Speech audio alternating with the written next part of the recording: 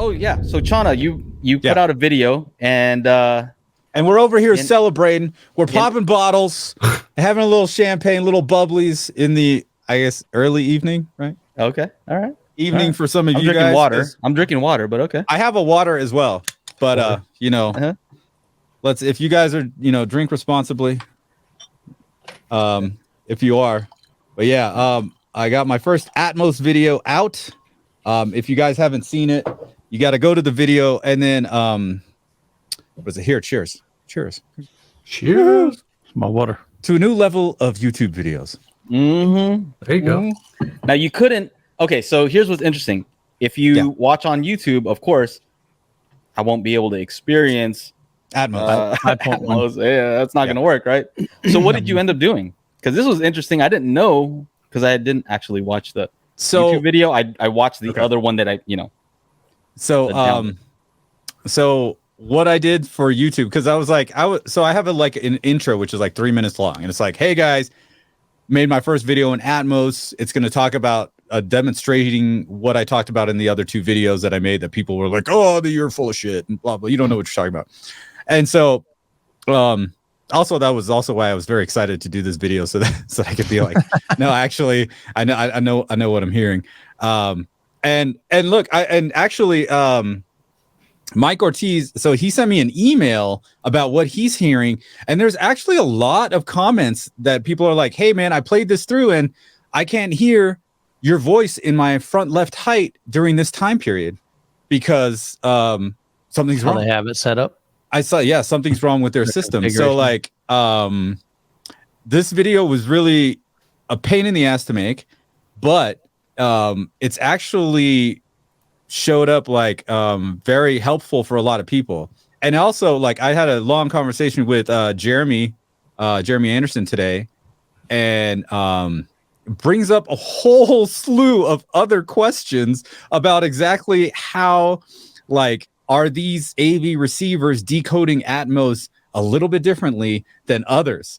So now like we have, now I'm trying to, like, I'm realizing we don't have any kind of standards at all, right? So depending on how much DSP process, how much the processors in the different levels of AVR, like is $600 AVR gonna process it better than a $3,000 one? I mean, I would assume no, but it's now being, brought to light here that there's could be a whole slew of other issues that we just didn't think about because we just didn't know. So the way I did the video was I sat here and I recorded the video, right, like I normally would, and then I tossed that into the other computer over there where I was using the LG, because I got to sit in the middle of the room here, and then I moved my voice around. So I already knew what I was going to say, and I already had that. I actually didn't even script the video. I just I just did it like off the dome, and then brought it into Logic, and then I moved my voice around.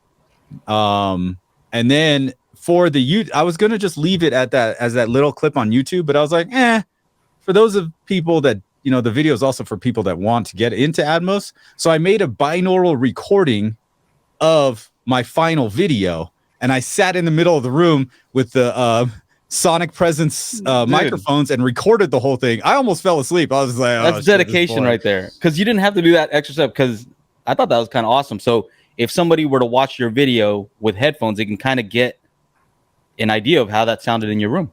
Right. Yeah. They'll get like all the spatial cues and stuff like that. And since in the video, I'm like, okay, change your system to 512. I did that, and then I paused my recording and then changed it to 512. And so I put on screen, like, configurations 512 now, configurations back to 714. So it took a lot of time. And dude, like the first time, like Joe knows. So Joe, I've been telling Joe every little thing. I'm like, okay, now I got to figure out how to merge the Atmos file and the video file together so it comes out as one file with the Atmos. Right. That was another cluster that I had to deal with. And the first time I tried it, I was like, it's like 2 p.m. on Friday. I'm like, man, I wanted to have this video out by 2 p.m. The processing for that took an hour and it didn't even work. And I'm like, oh crap, like 2.5, 3 weeks of work and it's not even going to work. Because all of this is just, I tried it on like a 30-second clip. I tried it on a 2-minute clip. And now it's just like, okay, it's a 24, 25-minute clip. And I'm just like, man, man, I don't know if it's gonna work. And Sasha's like, it's gonna work. Try, it's gonna work. Just keep doing it.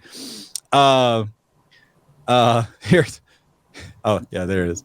Yeah, there's Jeremy. We had a good conversation, but it was definitely some nerd level stuff. Looking forward to seeing what Chana does next. Super cool stuff, man, because that's what I like about our group right here, right? We have different perspectives. You can produce stuff, so that's a whole different perspective where you're like, I've tried to make this. I know what's involved, and I know what's likely to happen, and I know the issues that these other mixers are probably having. It's just a whole different point of view. And I think it's super cool that you're doing that. I thanks, man. Thanks, man. I appreciate it. I sent it to Cody, the home theater hobbyist. I had a call with him today. Hey, I know that guy. Yeah, you guys know that guy. Yeah. Yeah. Fuck. These guys know that guy. And I've been getting these questions a lot. Juan asked, can you do the same with DTSX and see how that compares? I can do it with DTSX. The only thing is I need $2,500 to get the DTSX plugins for Logic. for this. Yeah. Wow. No, it's in Pro Tools only. And that's the other thing. Like, I don't know Pro Tools. I've been using Logic since before Apple bought Logic over. Yeah. So it's like Logic 5 or 6. It's on 10 now. So it's been long, like decades. So I don't know, maybe, I could just start saving up some of that Patreon money instead of buying a stupid TV for the channel. I'll save it up and like buy, that kind of stuff. So if you guys want to support, you go to my patreon.com/technodad. Right. So here's the other thing is a lot of times people say, well, you don't know what the artist intended, but in this case, you're the guy creating it. So I hate that phrase, artist intent, but yes, in this case, I am the content creator. You're the creator. Yeah. So when you're saying, hey, when you're using 5.1.2 versus 0.4, it's not doing something that you intended for it to do. That's kind of like, that's kind of cool because you know what it's supposed to sound like, right? Yeah. And so when it doesn't do what you want, now you can really say like, there's something here to look at. Right. And it was stuff I've already heard. I already heard what was happening. This is just a way now to 100% verify without a doubt that those haters in the comments were wrong and I was right. That was that's all. That's what motivates you. That's what the whole video is about. You're right. You're wrong. I'm right. But people did like my solutions. Do you guys hear the solutions I had? Okay, so explain the problem for the people who don't know quickly in the solutions. Quickly, what happens is Dolby Atmos is supposed to matrix down to a smaller system, right? So in these mixing studios, they could be running a 714, 716, 916. And so if you have a 512, what happens? Plainly put, everything in the surround back channels are going to come to your rear side surrounds, your surround speakers. And if you have your surround speakers behind you and off to the side a little bit, you're probably going to be fine. But if you have your surround speakers next to your couch or whatever, like I do upstairs, you're going to hear sounds that are supposed to be behind you coming to the sides of you. So that's one thing. Second thing is, if you have, there's an elevation layer or a Z plane, as Jeremy calls it. Z-plane. And if Z-plane is not at the Z max, if max elevation, that plane flying over, you're going to hear those sounds in your front speakers and in your surround speakers. Even if it's just 5% down, it's going to hear that because that's what Dolby Atmos is supposed to do. It's supposed to matrix. Now Jeremy did explain that the only 512 setup, and I was talking about if you have front heights and 512 with front heights. The only setup 512 that Dolby actually recommends is top middle, which makes more sense. Yeah, because that is like, from what I've understood and from my experience, probably the best way to run a 512. So they had that actually set up in the SVS room. That's how they had their they had a 512 set up, and they had them directly on the sides, angled down, and it sounded really nice. Yeah, that was I heard that at CES a couple of times. But yeah, it's cool because they have these big old things to put the prime elevation speakers on, the little poster dealies. I was like, oh, that's very clever, guys. You had Atmos in any room.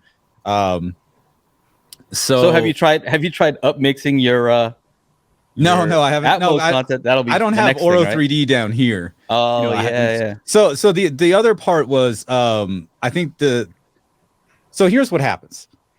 Even if I tell Logic Pro and set up my computer to monitor 512, if I throw my voice to the rear height, remember I'm facing the other way, so rear height is up here, I still hear my voice coming out of that speaker.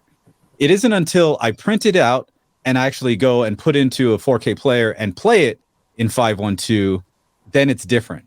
So even though we have the ability to monitor in a smaller Atmos format, if the speakers are still connected, the sound is still going to come through on on the production side. So that my other thing was, I think that the mixing engineers need to actually set up another room somewhere else where they try it out on a consumer 512 setup to hear how things are moving around.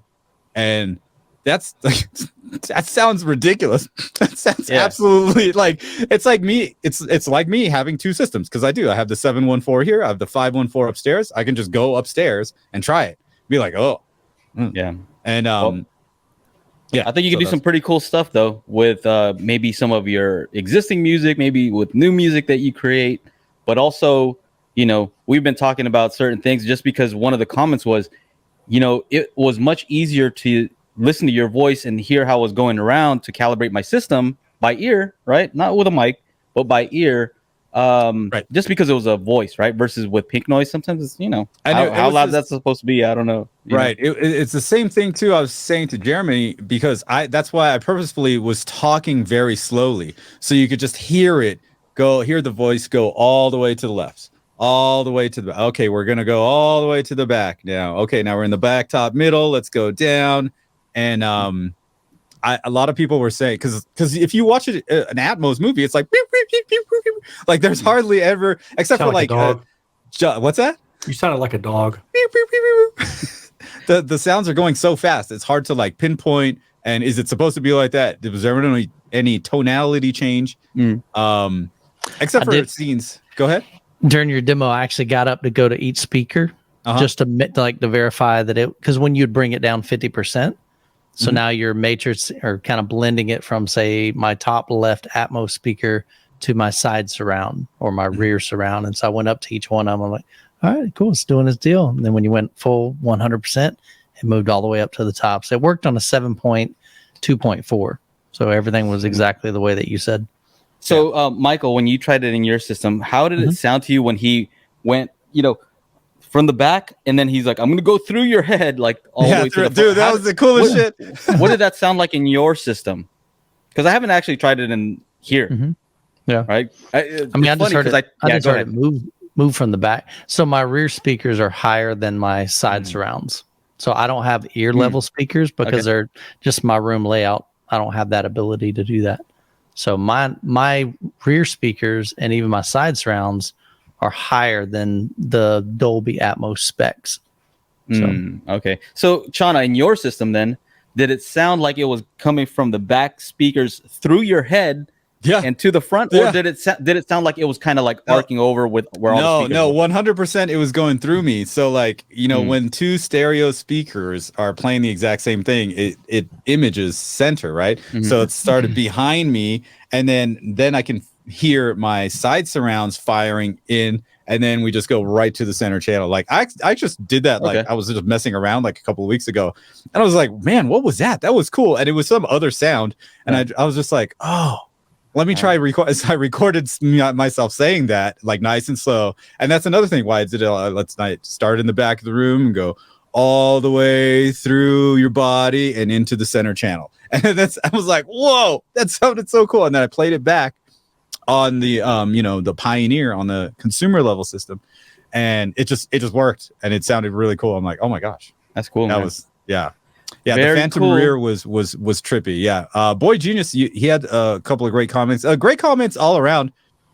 One guy was Tristan went to bat for me because one guy was like pretty ballsy calling out all these mixing engineers, and I explained to and Tristan was like, oh, well, Chana's been, producing for like 20 some years. And the guy came back, I'm a producer. I mix music and blah, blah, blah. And I just said simply, it's like this. I have just been consuming Atmos on the consumer side for a lot longer, and these guys are just now getting into mixing Atmos in the last 1 or 2 years. But if you think about people that get into mixing music, they've been consuming music when they were a child, teenager, into their 20s. So they've been consuming music for a long time before they became mixing engineers. And that's the whole point. If you don't, I started off with a 512 and I heard weird stuff happening. And then it wasn't until I had the 714 in here until I really realized, I'm like, whoa, there's something really weird happening upstairs. That's not happening down here. So that's and then who else? What kind of dumbass is going to have multiple Atmos systems in their house? You, this guy, because I'm techno dad and I need to overdo it, right? So I overdid it with the second system and realized, oh, I'm hearing things from different locations. So it's very it's very interesting to hear everybody else's comments about it. And one guy's like, hey, you forgot about us 3.1.2 systems with our sound bars. I'm like, oh, shit, sound bars. And then Jeremy brought up, you're like, and you're using high channels, which is more effective than the Atmos bounce channels. So when you have those, things sound different as well. Because Jeremy was saying that in the older AVRs, when you have it set up for a Dolby speaker, their default height for the ceiling height was 8 feet. So if you had lower ceilings or higher ceilings, you wouldn't be able to adjust that. So then you're going to hear things at different times as opposed to, a setup with high channels. So there's just so many variables that it's just like, it's out of control. Yeah. So another thing that I thought was interesting, because I listened to that on my MacBook Pro. Right, the newer ones, and they have like this tight integration with Atmos, with Dolby. You can tell because like on the Apple TV 4K, it's always trying to push you to use Dolby Vision. So there's something going on. They have some kind of tight integration. But what's interesting is the speakers are pretty decent for a laptop. And when I listen on this, and you can just play it via the normal QuickTime movie player, like it'll decode Atmos.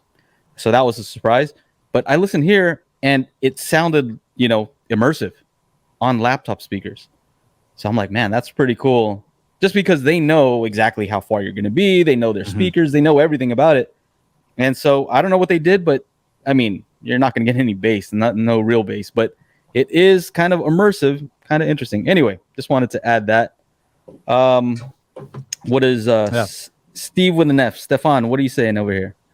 Can you select Atmos layout in Atmos renderer program? Yes, I can. But like I said earlier, it's still just going to play the sound from that speaker, even if I select 512.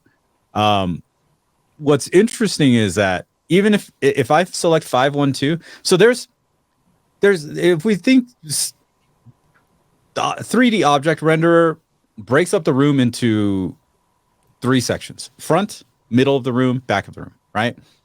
And with the ear level speakers and with the height channels.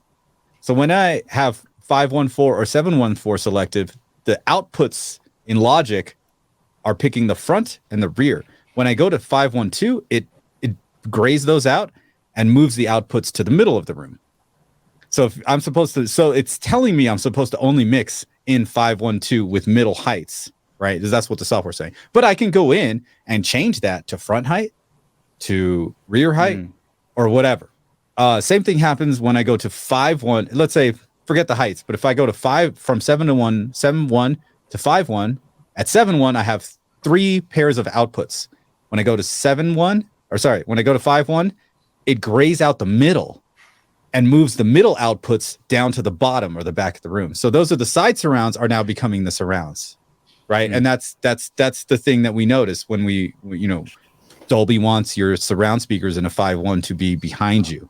So it's really interesting. I do have flexibility, and I could monitor the mix in a multitude of different ways, like 5.1 with side surrounds, front heights.